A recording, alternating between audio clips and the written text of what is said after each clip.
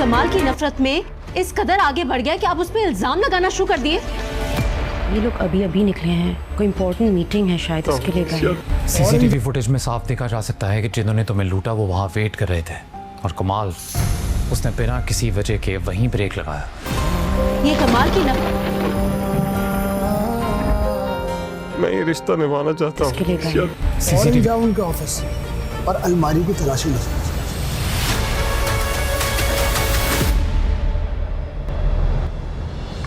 इदरान जैसे ही CCTV footage देखता है उसको समझ आ जाती है कि ये कमाल का ही काम है। उसने अपने किसी दोस्त से मिलकर शहला का हार चुराया है, उससे ज्वेलरी लूटी है क्योंकि वो काफी एक्सपेंसिव ज्वेलरी थी।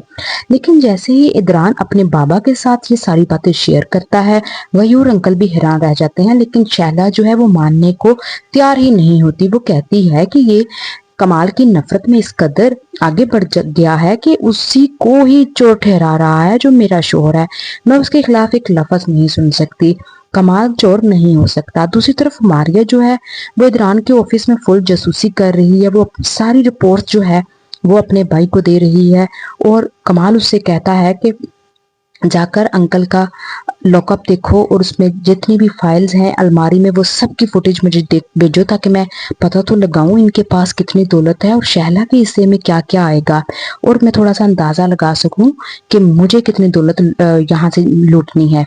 कमाल इसी तरह अपने दोस्त के साथ मिलकर शहला को लूटता जाएगा, लेकिन शहला को जरा भी एहसास नहीं होगा कि कमाल ही उसका दुश्मन है और कमाल ही उसकी मासूमियत का फायदा उठा रहा है।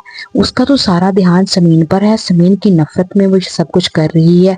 अब वो अपने भाई को भी लिफ्ट नहीं करा रही, उसकी बात का भी असर नहीं कर रही और उसी को भी गलत समझती है कि शायद वो दोनों मियाँ बीवी के लिए गलत है, इसलिए इदरान ऐसी हरकतें करता है। हालांकि इदरान जो है वो बिल्कुल सही बात कर रहा है कि इसके पीछे कमाल ही का हाथ है।